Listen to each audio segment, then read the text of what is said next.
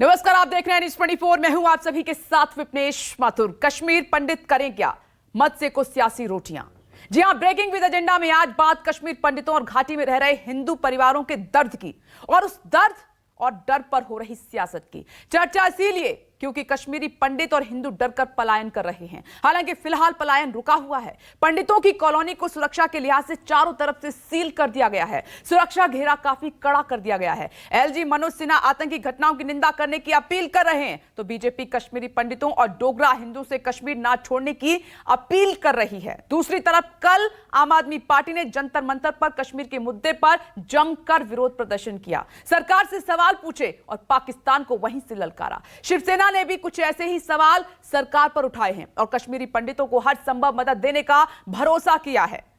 लेकिन केंद्रीय मंत्री अनुराग ठाकुर ने आम आदमी पार्टी के विरोध प्रदर्शन पर सवाल उठाए और कहा कि राजनीतिक रोटियां सेकी जा रही हैं। विपक्ष इस पर राजनीतिक रोटियां सेक रहा है, सियासत कर रहा है। तो असल में क्या कश्मीर में हत्याओं का दौर सियासत का मुद्दा है? यह बड़ा सवाल है। और क्या कश्मीर में माहौल अभी खराब हुआ है या 370 हटाने के बाद कभी सुधरा ही नहीं था माहौल कश्मीर में? इसी मुद्दे पर करेंगे बड़े पैनल के साथ बड़ी चर्चा। राजीव रंजन से समझेंगे सियासी माहौल और ग्राउंड जीरो से जानेंगे अभी के हालात क्या बने हुए हैं। लेकिन चर्चा शुरू करें उससे पहले जो सियासी बयानबाजी हो रही है वो सुन लीजिए।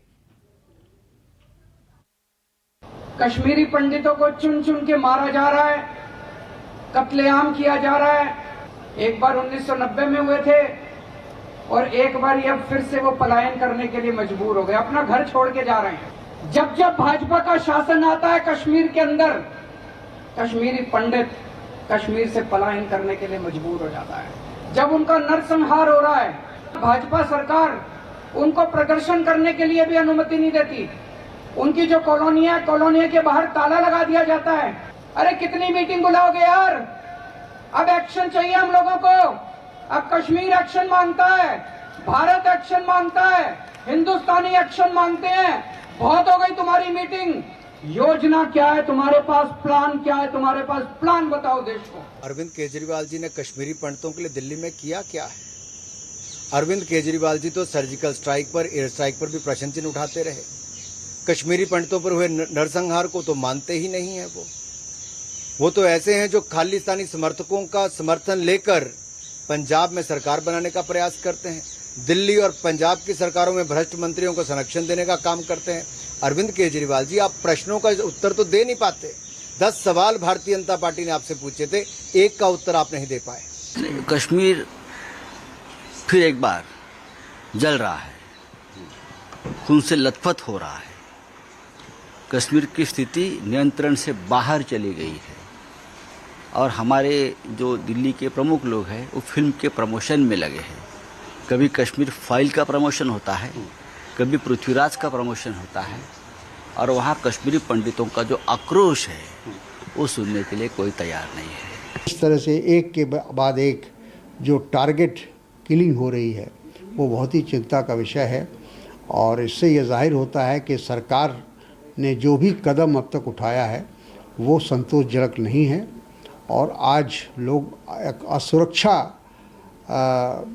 की स्थिति में हैं। कश्मीरियों का खून बह रहा है, चाहे वो पंडित हो, मुस्लिम हो, हमारा हिंदू हो, हमारा सिख भाई हो, खून खराबा हो रहा। और शायद इस खून खराबे के बलबूते पे बीजेपी को वोट मिलते हो बाकी मुल्क के अंदर कि देखो हम कश्मीर में कितना दबा रहे हैं, कितनों को जेल में डाल रहे हैं, कितनी सख्ती कर रहे हैं, तो उनको उसी पे वोट मिलते हैं। तो उनकी ये पॉलिसी चल रही है, पर इस पॉलिसी से कुछ होने वाला नहीं है। उनको आखिरकार मुफ्ती साहब की और वाजपेयी जी की हील इन टच पॉलिसी पे आना पड़ेगा। Thank you. और चर्चा के लिए इस वक्त पैनल मेरे साथ मौजूद है, उनका परिचय आपसे मैं करवा देती हूँ। BJP spokesperson Anila Singh ji हमारे साथ जुड़ गई हैं इस डिबेट में। Congress spokesperson doctor Ajay Upadhyay मेरे साथ मौजूद हैं, टीवी स्क्रीन पर आपको नजर आ रहे हैं। और आम आदमी पार्टी प्रवक्ता प्रियंका जी हमारे साथ मौजूद हैं। साथ ही मेरे 3 सहयोगी राजीव रंजन आपको टीवी स्क्रीन पर नजर आ रहे हैं। हम उनसे जो बयानबाजी हो रही है, सियासत हो रही है, इसके मायने समझने की कोशिश करेंगे। और नमस्कार, मैं हूं मानक गुप्ता। अगर आपको हमारा ये वीडियो पसंद आया हो तो इसे लाइक और शेयर जरूर करें और हां, हमें सब्सक्राइब और फॉलो करना ना भूलें ताकि आप देश और दुनिया की कोई खबर मिस ना करें। तो जुड़े रहिए हमारे साथ और देखते रहिए न्यूज़ 24।